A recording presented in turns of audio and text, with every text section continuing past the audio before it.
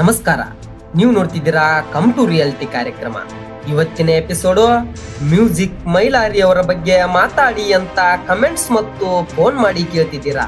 ಏನ್ರಿ ಮಾತಾಡೋದು? ಅಕ್ರಮಗಳು, ಅಪರಾಧಗಳು, ಅತ್ಯಾಚಾರಗಳು, ಸುಲಿಗೆಗಳು ಇವು ನೀವು ಮಾತಾಡೋದ್ರಿಂದ ಸರಿ ಹೋಗ್ಬಿಡ್ತಾವೆ ಅನ್ನೋದಾದ್ರೆ ವರ್ಷಂ ಪೂರ್ತಿ ಅದನ್ನೇ ಮಾತಾಡೋಣ.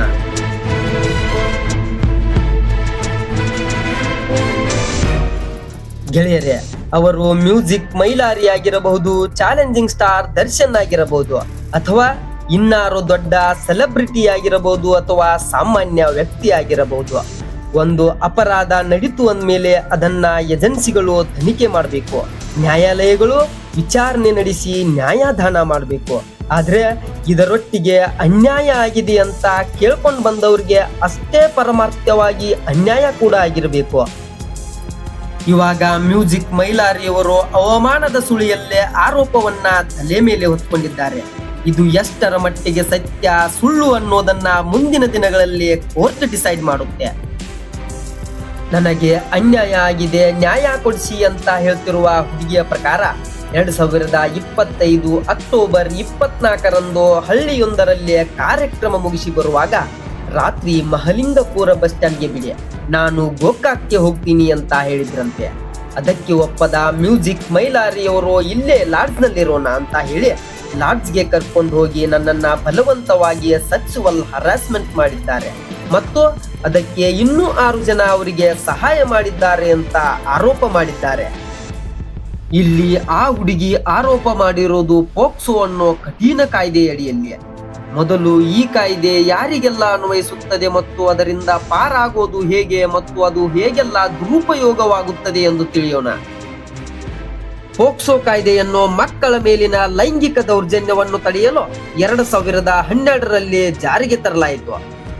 ಇಲ್ಲಿ ಗಮನಿಸಬೇಕಾದದ್ದು ಮಕ್ಕಳೆಂದರೆ ಹೆಣ್ಣು ಮತ್ತು ಗಂಡು ಅನ್ನೋ ಭೇದ ಭಾವವಿಲ್ಲದೆ 18 ವರ್ಷಕ್ಕಿಂತ ಕಡಿಮೆ ವಯಸ್ಸಿನ ಮಕ್ಕಳ ಮೇಲೆ ಯಾರಾದರೂ ಲೈಂಗಿಕವಾಗಿ ದೌರ್ಜನ್ಯ ಎಸಗಿದ್ದರೆ ಅವರ ಮೇಲೆ ಕಠಿಣ ಕ್ರಮ ಎಸಗುವಂತಹ ಕಾನೂನು ಈ ಪೋಕ್ಸೋ. ಇಲ್ಲಿ ಮತ್ತೊಂದು ಹೇಳಲೇಬೇಕು, ಈ ಕಾಯ್ದೆಯಲ್ಲಿ ನೀವು ಲೈಂಗಿಕವಾಗಿ ದೌರ್ಜನ್ಯ ಮಾಡೋದಷ್ಟೇ ಅಲ್ಲ, ಅಪ್ರಾಪ್ತ ವಯಸ್ಕರ ಅಸಭ್ಯ ಫೋಟೋಗಳನ್ನ ತೆಗೆಯುವುದಾಗಲಿ, ಅವರಿಗೆ ತೋರಿಸುವುದಾಗಲಿ ಅಥವಾ ನೀವುಗಳು ಆ ರೀತಿ ವಿಡಿಯೋಗಳನ್ನ ಫೋನ್ನಲ್ಲಿ ನೋಡುವುದು ಕೂಡ ಒಂದು ದೊಡ್ಡ ಅಪರಾಧ.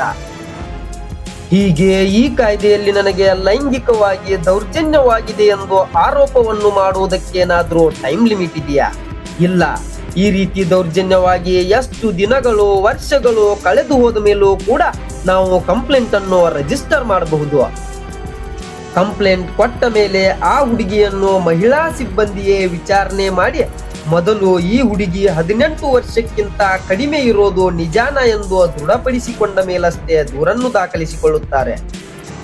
ಯಾಕಂದ್ರೆ ಸದ್ಯದ ದಿನಗಳಲ್ಲಿ ಈ ರೀತಿಯ ವಿಶೇಷ ಕಾಯ್ದೆಗಳನ್ನ ಉಪಯೋಗಕ್ಕಿಂತ ದುರುಪಯೋಗ ಪಡಿಸಿಕೊಂಡವರೇ ಜಾಸ್ತಿ. ಈ ಕಾಯ್ದೆಯ ಇನ್ನೊಂದು ವಿಶೇಷತೆ ಎಂದರೆ ಪೋಕ್ಸೋದಡಿಯಲ್ಲಿ ದಾಖಲಾದ ಕೇಸಿನಲ್ಲಿ ಯಾರು ಆರೋಪಿ ಸ್ಥಾನದಲ್ಲಿರುವರೋ ಅವರನ್ನ ಅಪರಾಧಿ ಎಂದೇ ಪರಿಗಣಿಸಿ ವಿಚಾರಣೆ ಮಾಡಲಾಗುತ್ತದೆ.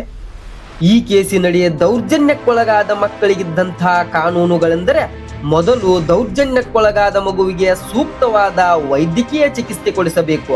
ಅದು ಗೌರ್ಮೆಂಟ್ ಹಾಸ್ಪಿಟಲ್ ಇರಬಹುದು ಅಥವಾ ಪ್ರೈವೇಟ್ ಹಾಸ್ಪಿಟಲ್ ಇರಬಹುದು.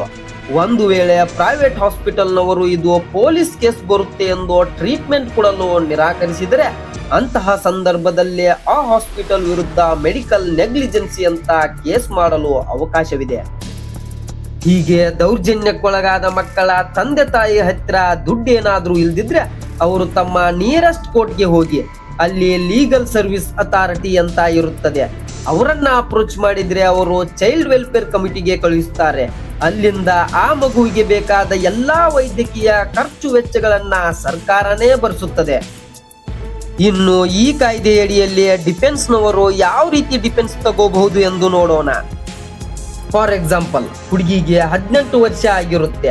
ಹುಡುಗನೊಟ್ಟಿಗೆ ಚೆನ್ನಾಗಿ ಫಿಲ್ಮು, ಪಾರ್ಕು, ಹೋಟೆಲು, ಮಾಲು ಅಂತ ತಿರುಗಾಡಿ ಚೆನ್ನಾಗಿ ದುಡ್ಡು ತಗೊಂಡು ದುಡ್ಡು ಮಾಡೋ ದಂಧೆಯಲ್ಲಿ ತೊಡಗಿರುತ್ತಾರೆ.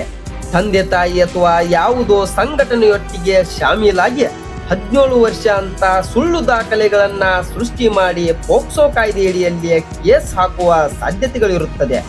ಇಂತಹ ಸಂದರ್ಭದಲ್ಲಿ ಆ ಹುಡುಗನಿಗಿರುವಂತಹ ರಕ್ಷಣೆ ಎಂದರೆ ಮೊದಲು ಹುಡುಗಿಯ ವಯಸ್ಸಿನ ದಾಖಲೆಗಳನ್ನು ಕೋರ್ಟ್ಗೆ ದೃಢಪಡಿಸಬೇಕು. ದಾಖಲೆಗಳಲ್ಲಿ ಮೊದಲು 10ನೇ ತರಗತಿಯ ಅಂಕಪಟ್ಟಿಯನ್ನು ಪರಿಗಣಿಸಲಾಗುತ್ತದೆ. ಆ ಮಗು ಶಾಲೆಗೆ ಹೋಗದಿದ್ದರೆ BBMPಯಿಂದ ಬರ್ತ್ ಸರ್ಟಿಫಿಕೇಟ್ಗೆ ಅರ್ಜಿ ಹಾಕಬೇಕು. ಅಲ್ಲಿಯೂ ಕೂಡ ಮಗುವಿನ ದಾಖಲೆ ಸಿಗದಿದ್ದರೆ ಆಧಾರ್ ಕಾರ್ಡ್ ಕೊಡಬಹುದಾ ಎಂದರೆ ಆಧಾರ್ ಕಾರ್ಡ್ ಅನ್ನು ನ್ಯಾಯಾಲಯ ಪರಿಗಣಿಸುವುದಿಲ್ಲ. ಅದಕ್ಕೆ ಡಿಫೆನ್ಸ್ ವ್ಯಕ್ತಿಗೆ ಕೊನೆಯದಾಗಿ ಇರುವುದು ಆಸಿಫಿಕೇಶನ್ ಟೆಸ್ಟ್ ಅಂತ. ಅದರಲ್ಲಿ ಮೂಳೆಗಳ ರಚನೆಯ ಪ್ರಕ್ರಿಯೆಯ ಆಧಾರದ ಮೇಲೆ ಹುಡುಗಿ ಮೇಜರ್ ಅಥವಾ ಮೈನರ್ ಅಂತ ಗೊತ್ತಾಗುತ್ತೆ. ಆ ಹುಡುಗಿ 18 ವರ್ಷ ದಾಟಿದೆ ಎಂದು ಕಂಡು ಬಂದರೆ ಹುಡುಗ ನಿರಪರಾಧಿ ಎಂದು ಬಿಡುಗಡೆಯಾಗುತ್ತಾರೆ. ಈಗ ಇಂಥದ್ದೇ ಪೋಕ್ಸೋ ಅನ್ನೋ ಕಠಿಣ ಕಾಯ್ದೆಯಡಿಯಲ್ಲಿ ಸಿಲುಕಿರುವ ಮ್ಯೂಸಿಕ್ ಮೈಲಾರಿ ಅವರ ಬಗ್ಗೆ ತಿಳಿಯೋಣ. ಇಲ್ಲಿ ನಾನು ಮೊದಲೇ ಹೇಳ್ತಿದ್ದೀನಿ, ಆ ಹೆಣ್ಮಗುಗೆ ನಿಜವಾಗಿಯೂ ಅನ್ಯಾಯವಾಗಿದ್ರೆ ಅವ್ರಿಗೆ ನ್ಯಾಯ ಸಿಗಲೇಬೇಕು. ಆದ್ರೆ ಅವ್ರಿಗೆ ಅಷ್ಟೇ ನಿಜವಾಗಿಯೂ ಅನ್ಯಾಯ ಕೂಡ ಆಗಿರ್ಬೇಕು. ಇದ್ರಲ್ಲಿ ಕೂಡ ಒಂದು ಸಮಾಜನ ಸೇರಿಸಿ ತಮಗೆ ಕಾಣೋದೇ ಸತ್ಯ ಅನ್ಕೊಂಡವ್ರ ಮುಂದೆ ಸ್ವಲ್ಪ ಸೆಂಟಿಮೆಂಟ್ ತೋರಿಸಿ ಯಾರೇನ್ ಹೇಳಿದ್ರು ನಂಬಿ ಬಿಡೋರ್ ಮುಂದೆ, ನಿಮ್ಮ ಮನೆ ಮಕ್ಕಳಿಗೀಗಾದ್ರೆ ಗೊತ್ತಾಗುತ್ತನ್ನೋ ಸ್ಯಾಡಿಸ್ಟ್ಗಳ ಮುಂದೆ, ಫಲಸ್ಸು ಮನಸ್ಥಿತಿಗಳ ಮುಂದೆ ಸಾಕ್ಷಿ ಆಧಾರಗಳಿಲ್ಲದೆ ಬಾಯಿಗೆ ಬಂದ ಹಾಗೆ ಮಾತಾಡೋದು ಜವಾಬ್ದಾರಿ ಅಲ್ಲ ಅನ್ನೋದು ಗೊತ್ತಿಲ್ಲದ ಅಮಾಯಕರ ಮುಂದೆ ಏನ್ ಹೇಳಿ ಏನ್ ಪ್ರಯೋಜನ? ನಮಗೆ ಗೊತ್ತಿಲ್ಲದ ವಿಷಯದ ಬಗ್ಗೆ ಜಡ್ಜ್ಮೆಂಟ್ ಕೊಡುವಷ್ಟು ದೊಡ್ಡ ವ್ಯಕ್ತಿ ಅಂತೂ ನಾನಲ್ಲ. ಹೌದು, ಆ ಹೆಣ್ಮಗು ಇದಕ್ಕಿಂತ ಮೊದಲೇ ಸಾಮಾಜಿಕ ಜಾಲತಾಣದಲ್ಲಿ ಮ್ಯೂಸಿಕ್ ಮೈಲಾರಿ ಮತ್ತು ಅವರ ಸಂಗಡಿಗರ ಮೇಲೆ ಇದೇ ತರಹದ ಆರೋಪ ಮಾಡಿದ್ದರು. ಆದ್ರೆ ಅದು ಇಷ್ಟು ದೊಡ್ಡ ಮಟ್ಟಿಗೆ ಚರ್ಚೆಯಾಗಿರ್ಲಿಲ್ಲ. ನಾನೊಬ್ಳು ದಲಿತ ಮಹಿಳೆ, ನಾನು ಅಪ್ರಾಪ್ತ ಬಾಲಕಿ. ನನ್ನ ಮೇಲೆ ಮ್ಯೂಸಿಕ್ ಮೈಲಾರಿ ಅವರು ಲೈಂಗಿಕ ದೌರ್ಜನ್ಯ ನಡೆಸಿದ್ದಾರೆ, ನನಗೆ ನ್ಯಾಯ ಕೊಡಿಸಿ ಅಂತ ಒಂದು ವಿಡಿಯೋ ಬಿಟ್ಟಿದ್ದಾರೆ. ಅಕ್ಕ, ನ್ಯಾಯ ಸಿಗೋದಕ್ಕೆ ಯಾವ ಸಮಾಜವಾದ್ರೇನು? ಯಾಕೆ ಇಲ್ಲಿ ಸಮಾಜನ ಮುಂದೆ ಇಟ್ಟು ನ್ಯಾಯ ಕೇಳ್ತಿದ್ದೀರಾ?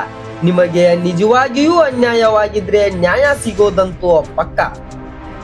ನಡೀತಿರುವ ಬೆಳವಣಿಗೆ ಬಗ್ಗೆ ಸೋಷಿಯಲ್ ಮೀಡಿಯಾ ಕೋರ್ಟ್ನ ಜನ ಏನ್ ಮಾತಾಡ್ತಿರೋದು ಅಂದ್ರೆ, ಈ ಹುಡುಗಿ ಮಹಾರಾಷ್ಟ್ರದಿಂದ ಮೈಲಾರಿ ಅವರ ಹತ್ರ ಅವಕಾಶ ಕೇಳ್ಕೊಂಡು ಬಂದಿದ್ರಂತೆ. ಅವಾಗ ಮೈಲಾರಿ ಮತ್ತು ಅವರ ಮಧ್ಯೆ ಒಂದು ಸಂಬಂಧವಿತ್ತು. ಅದು ಅತಿರೇಕಕ್ಕೆ ಹೋದಾಗ ಅದೊಂದು ಸೆಟಲ್ಮೆಂಟ್ ನಲ್ಲಿ ಬಗೆಹರಿದಿತ್ತಂತೆ. ಸೆಟಲ್ಮೆಂಟ್ ನಲ್ಲಿ ಬಗೆಹರಿದ ಮೇಲೆ ಈ ಹುಡುಗಿಯ ದಲಿತ ಸಂಘಟನೆಯ ಮೊರೆ ಹೋಗಿದ್ರಂತೆ. ಆ ಸಂಘಟನೆಯ ಮುಖಂಡರ ಕೈಯಲ್ಲಿ ಮ್ಯೂಸಿಕ್ ಮೈಲಾರಿ ಅವರು ಕೆಲವೊಂದಿಷ್ಟು ದುಡ್ಡು ಕೊಟ್ಟಿದ್ರಂತೆ. ಅದನ್ನ ಮುಖಂಡರು ಆ ಹುಡುಗಿಗೆ ಒಪ್ಪಿಸದೆ ತಾವೇ ನುಂಗ್ ಹಾಕ್ಬಿಟ್ಟಿದ್ರು ಅನ್ನೋದು ಒಂದು ಕಡೆಯ ವಾದ. ಇನ್ನೊಂದು ಕಡೆಯ ವಾದ, ಅರ್ಧ ಭಾಗ ಹುಡುಗಿ ಕೊಟ್ಟು ಅರ್ಧ ಭಾಗ ತಾವಿಟ್ಕೊಂಡಿದ್ರಂತೆ. ಸಾಮಾಜಿಕ ಮೂಲದಿಂದ ವಿಚಾರಿಸಿ ನೋಡಿದ್ರೆ ಮೈಲಾರಿ ಅವರನ್ನ ಉದ್ದೇಶಪೂರ್ವಕವಾಗಿ ಹನಿ ಟ್ರ್ಯಾಪ್ ಮಾಡಿ ಸಿಲುಕಿಸಿದ್ರ. ಅವರ ಬೆಳವಣಿಗೆಯನ್ನ ಸಹಿಸದೆ ಬ್ಲ್ಯಾಕ್ ಮೇಲ್ ಕೂಡ ಮಾಡಿರಬಹುದಲ್ವಾ? ಇದನ್ನೆಲ್ಲ ಕೂಡ ಪೊಲೀಸರು ತನಿಖೆ ಮಾಡಬೇಕು. ಈ ಹುಡುಗಿಯ ಮೂಲ ಯಾವುದು? ಇವರನ್ನ ಮುಂದೆ ಬಿಟ್ಟು ಯಾವ ಸಂಘಟನೆಗಳು ಮೈಲಾರಿ ಮೇಲೆ ಸೇಡ್ ತೀರಿಸ್ಕೊಳ್ತಿದ್ದಾವೆ? ತಮ್ಮ ಸ್ವಾರ್ಥಕ್ಕೆ ಕಲಾವಿದರನ್ನ ಹತ್ತಿಕ್ಕುವಂತ ಷಡ್ಯಂತ್ರ ಏನಾದ್ರೂ ನಡೀತಾ ಅನ್ನೋ ಸಂಶಯ ಜನರಿಗೆ ಕಾಡ್ತಿದೆ. ಈ ತರಹದನ್ನ ಸಮಾಜದಲ್ಲಿ ನೋಡಿದಾಗ ಮಹಿಳೆಯರಿಗೆ ಮತ್ತು ಸಮಾಜಕ್ಕೆ ಸಂಬಂಧಪಟ್ಟಂತ ಕಾಯ್ದೆಗಳನ್ನ ಉಪಯೋಗಕ್ಕಿಂತ ದುರುಪಯೋಗನೇ ಜಾಸ್ತಿ ಆಗ್ತಿದೇನೋ ಅನಿಸ್ತಿದೆ. ಅದೇನೇ ಇದ್ರು ಪೊಲೀಸರು ಹೇಗೆ ತನಿಖೆ ಮಾಡಿದ್ರು ಇವರಿಬ್ರು ಒಪ್ಪಿಗೆಯಿಂದಾನೇ ಸಂಬಂಧ ಬೆಳೆಸಿದ್ದಾರೆ ಅನ್ನೋದಾದ್ರೂ ಕೂಡ ಈ ಪೋಕ್ಸೋ ಕೇಸಿಂದ ಪಾರಾಗೋದು ಮೈಲಾರಿ ಅವರಿಗೆ ಸ್ವಲ್ಪ ಕಷ್ಟನೇ. ಇನ್ನು ಈ ಕೇಸು ಇನ್ವೆಸ್ಟಿಗೇಷನ್ ನಲ್ಲಿರುವಾಗ ಜಾಸ್ತಿ ಮಾತಾಡೋದು ಅಷ್ಟು ಸಮಂಜಸವಲ್ಲ. ಕೊನೆಯದಾಗಿ ಪೊಲೀಸರು ಯಾವುದೇ ಒತ್ತಡಕ್ಕೆ ಒಳಗಾಗದೆ ಯಾವ ಸಂಘಟನೆಯನ್ನು ಲೆಕ್ಕಿಸದೆ ಎರಡೂ ಕಡೆ ನಿಷ್ಪಕ್ಷಪಾತವಾಗಿ ತನಿಖೆ ಮಾಡಿ ಇದೊಂದು ಹನಿ ಟ್ರ್ಯಾಪ್ ಅಥವಾ ದುರಾಸೆಗಾಗಿ ಮಾಡಿದ ನೀಚ ಕೃತ್ಯಾನೋ ಅಂತ ತಿಳಿದು ತಪ್ಪು ಮಾಡಿದವರಿಗೆ ಸರಿಯಾದ ಶಿಕ್ಷೆ ಕೊಡಿಸಿ ಅಂತ ಹೇಳ್ತಾ ವಿಡಿಯೋಸ್ನ ಮುಗಿಸ್ತೀನಿ. ಧನ್ಯವಾದ. ಮುಂದೆ ಯಾವ ರೀತಿ ವಿಡಿಯೋಸ್ಗಳು ಬೇಕಂತ ಕಮೆಂಟ್ ಹಾಕಿ. ಮತ್ತೆ ಭೇಟಿಯಾಗೋಣ. ನಮಸ್ಕಾರ.